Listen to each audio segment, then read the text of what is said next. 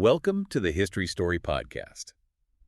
Are you ready for a truly incredible historic road trip? I hope so. Because this week, we're diving headfirst into one of maritime history's biggest and most baffling enigmas. The mystery of the Mary Celeste. Oh, yeah. The Mary Celeste.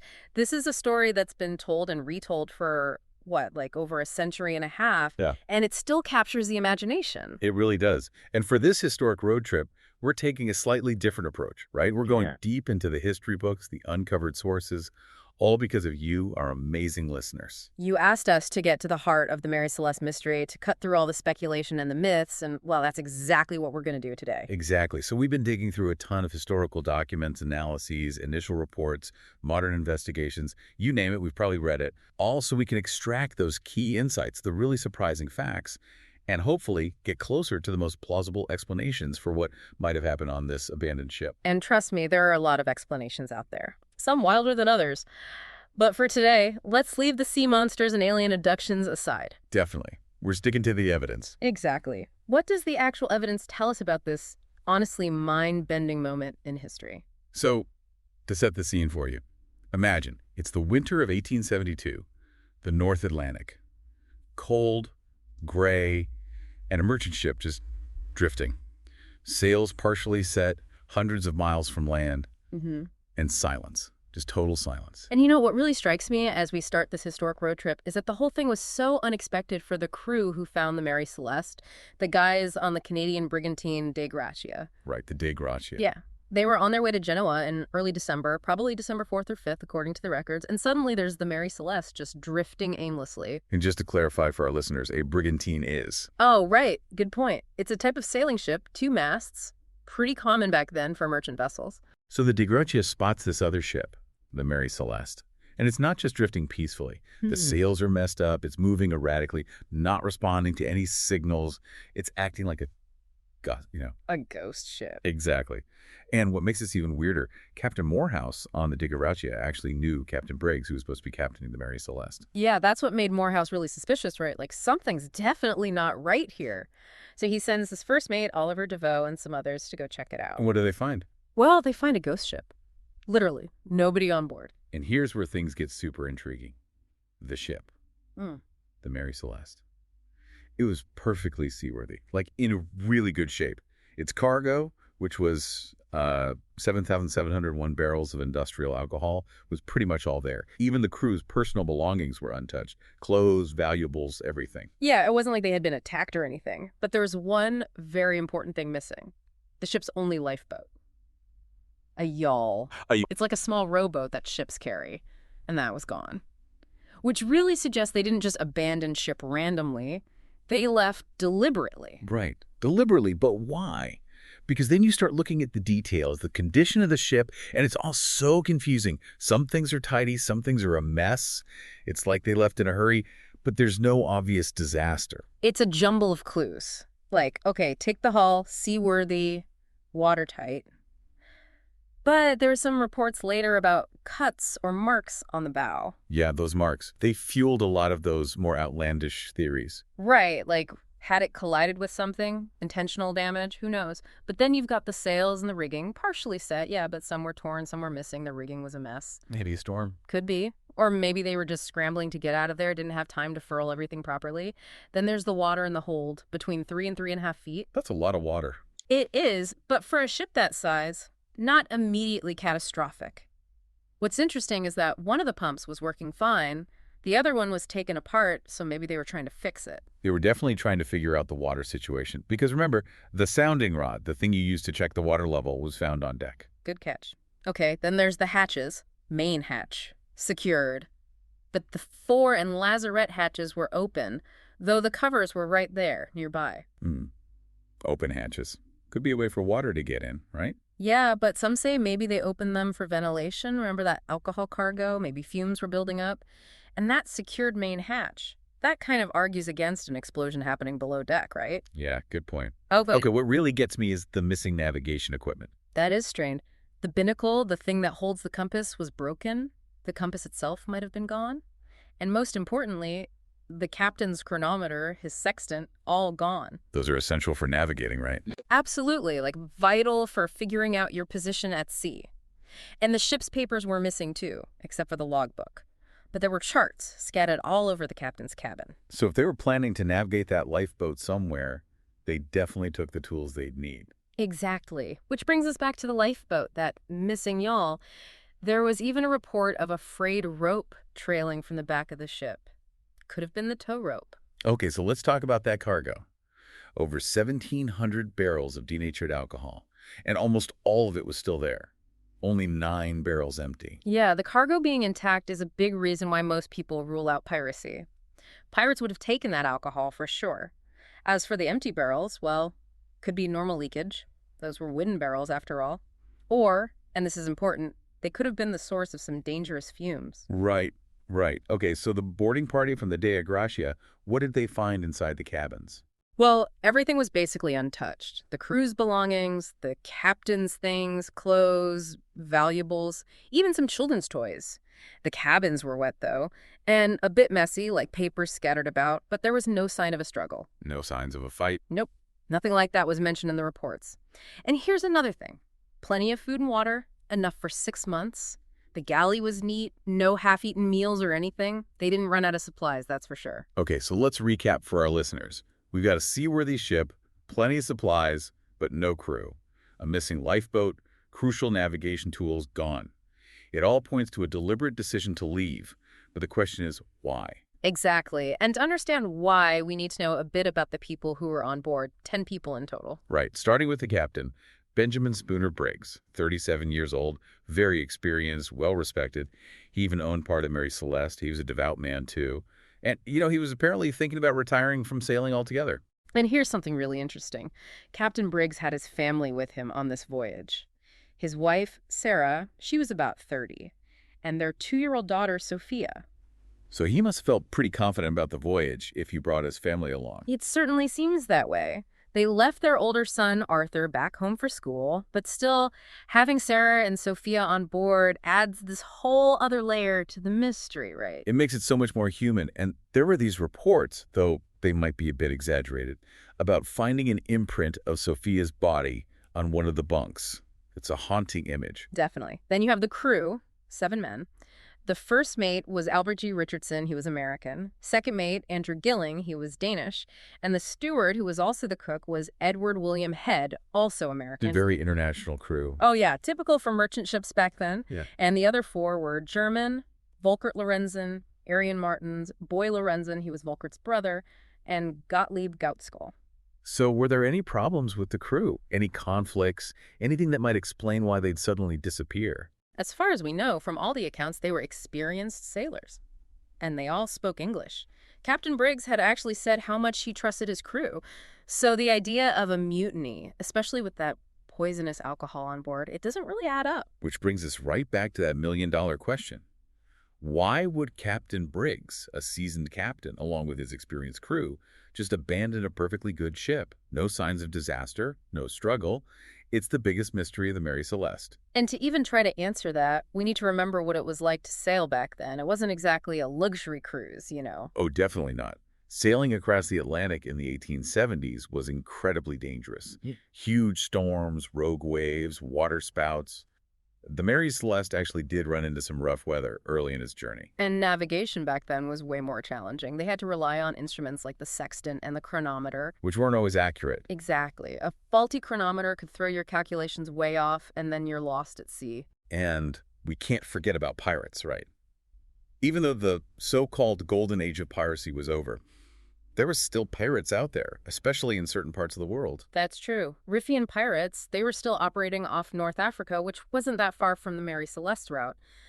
But the fact that the cargo was untouched and nobody stole anything makes piracy less likely. It's hard to imagine how difficult life must have been on those ships. Cramped, damp, cold.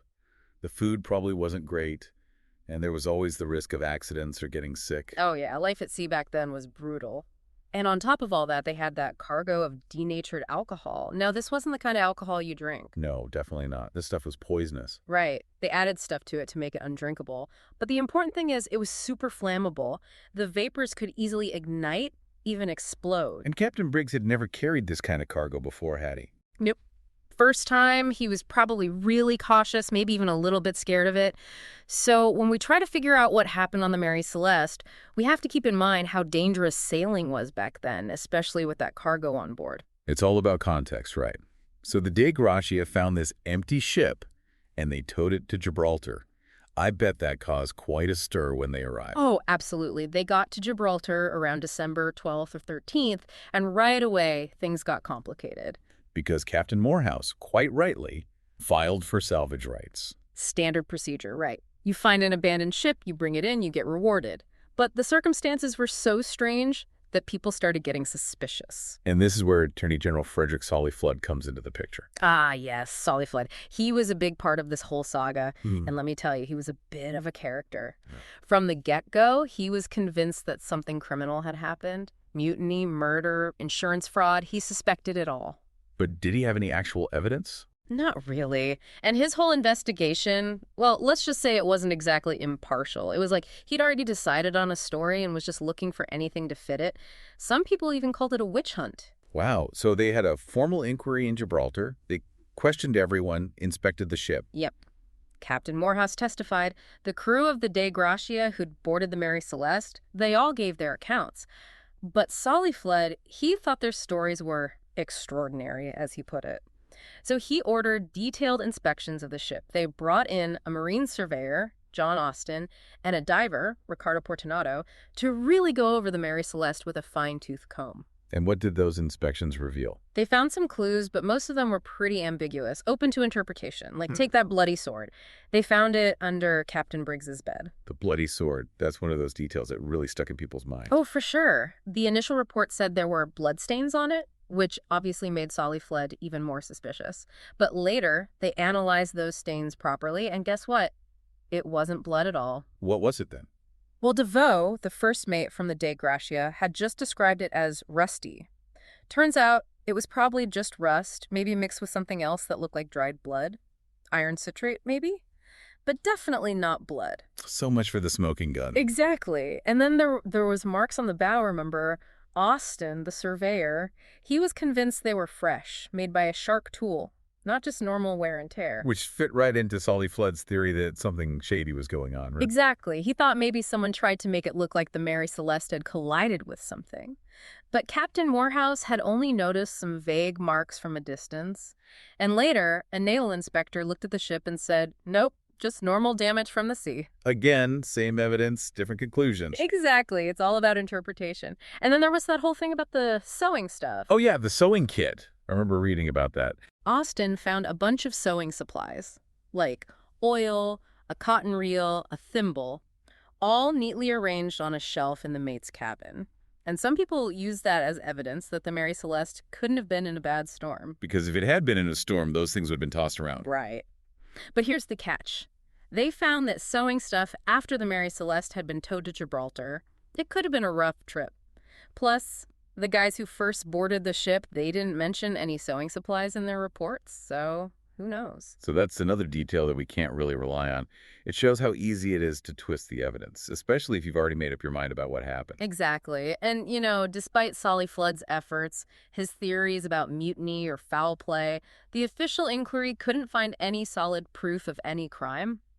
They did give the Dei Gratia a salvage reward, but it was pretty small, only like a fifth or a sixth of what the ship and cargo were worth. Sounds like they weren't totally convinced that everything was above board. Maybe not. But the point is, the Gibraltar inquiry was a big deal.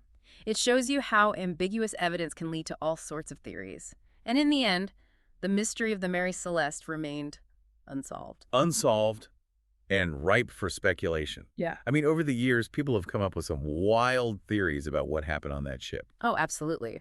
For well over 150 years, people have been trying to crack this case. Some of the theories are grounded in reality, and others are, well, let's just say they require a bit more imagination. But hey, that's part of the fun, right? Definitely. So why don't we go through some of those theories? We'll stick to the ones that seem at least a little plausible and maybe quickly address the more outlandish ones, like what about piracy? We touched on that earlier. Yeah, as we said, piracy seems really unlikely in this case. They didn't take the cargo, didn't take anything valuable, and there's no evidence of any violence. Pirates weren't known for being gentle, you know? Right. Okay, what about mutiny? Could the crew have overthrown Captain Briggs? Again, no signs of a struggle. And that denatured alcohol, poisonous, so no drunken mutiny. Plus, Captain Briggs was a good guy, well liked by his crew. It just doesn't fit. And what about the crew of the De Gracia? Could they have been involved somehow? Some people have suggested that, yeah. Maybe they attacked the Mary Celeste, killed everyone, and staged the whole thing. But the logistics are really tricky. The De Gracia was a slower ship, and they left New York after the Mary Celeste. It doesn't make sense. And remember, the captains knew each other, making that even less likely. Could this have been an insurance scam by Captain Briggs? There's zero evidence that the ship's owners, the Winchesters, were involved in any kind of scam. And why would Captain Briggs abandon his family, his wife, and his little girl for insurance money? He also left another son at home. It just doesn't make sense. There was even this crazy theory that Briggs went insane and killed everyone, but the guy who came up with that later admitted he made it up. So no pirates, no mutiny, no insurance fraud. Yeah. What about natural disasters? Maybe a huge storm, the ship was taking on water. Well, they did hit some bad weather early on, and there was water in the hold. The messed up sails and rigging could also point to a storm. But the Mary Celeste was in good shape, remember? Seaworthy.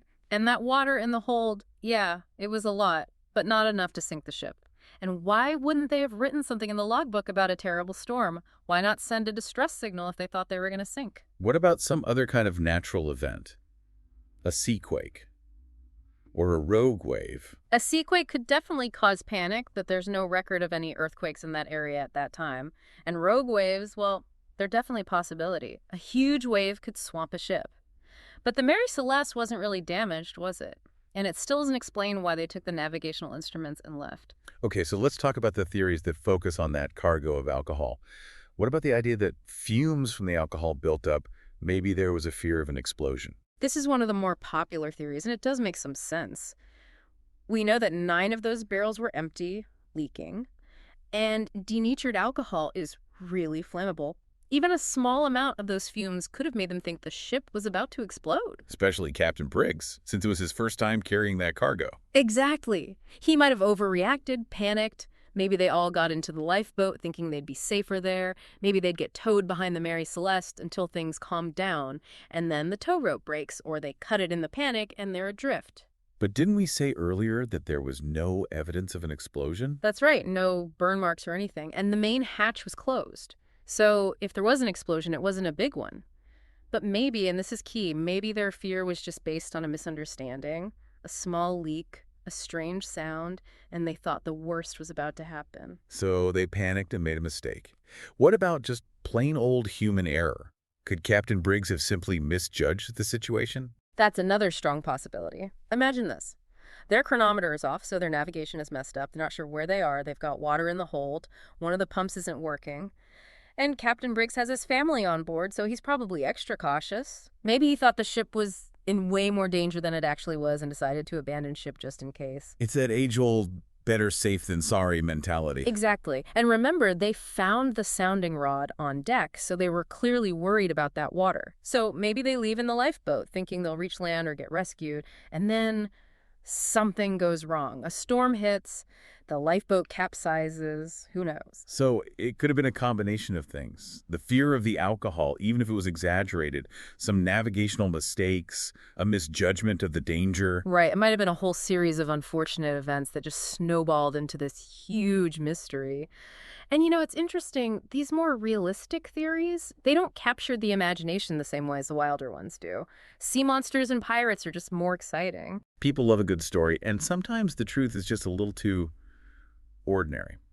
But speaking of stories, we can't talk about the Mary Celeste without mentioning how it's become this legendary tale. Absolutely. And a lot of that is thanks to one very famous author, Sir Arthur Conan Doyle. Sherlock Holmes himself. The one and only.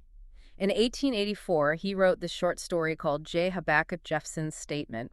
It was supposed to be a first-hand account from a survivor of a ghost ship, but it was totally made up, fiction, although he definitely got the idea from the Mary Celeste. But didn't he change some of the details, make it more, well, dramatic? Oh yeah, he took some liberties, for sure. First of all, he changed the ship's name to Marie Celeste, spelled differently. And that spelling, even though it's wrong, has become super common. Really? Wow.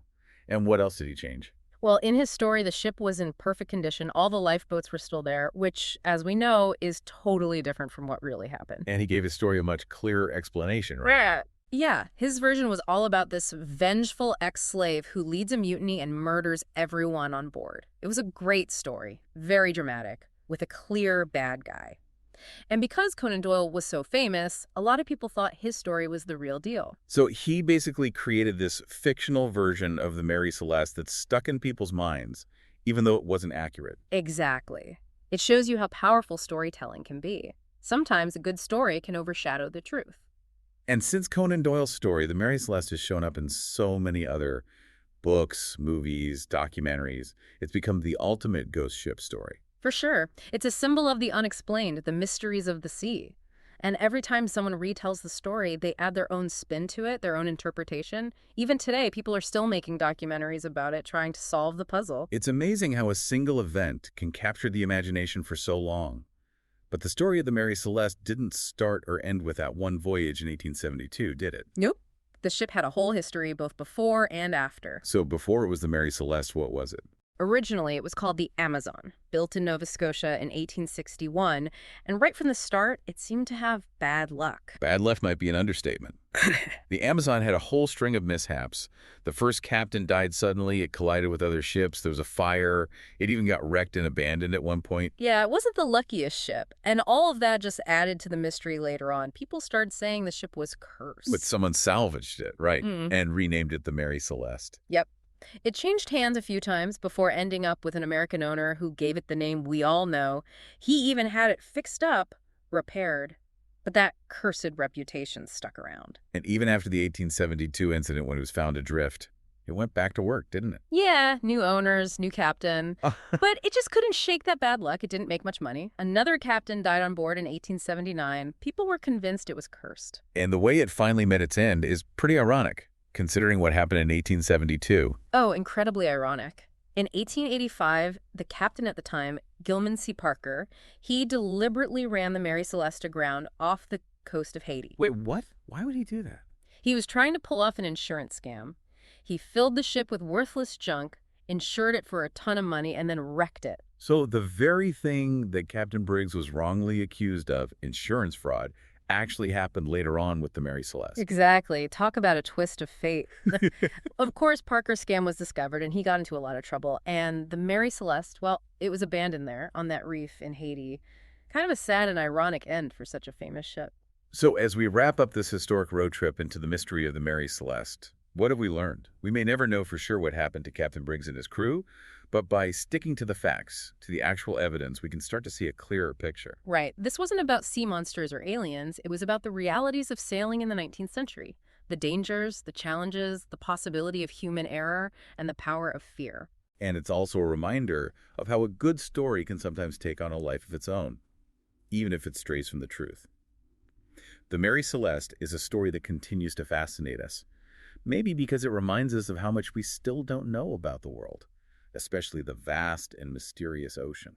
And even if we accept the most logical explanations, there's still that unanswered question. What was going through the minds of those 10 people in those final moments? What made them abandon a perfectly good ship? It's a question that'll probably haunt us for years to come. But hey, that's the beauty of history, right? Always more to explore, always more to ponder. Absolutely. So if you want to dig deeper into the Mary Celeste, we encourage you to check out the resources we've talked about today, read those historical accounts, compare the different theories, and let us know what you think happened. We love hearing your thoughts. And join us next time on the History Story Podcast for another amazing journey into the past. Don't forget to share this episode with your friends, rate the show, and follow us for more incredible stories from history.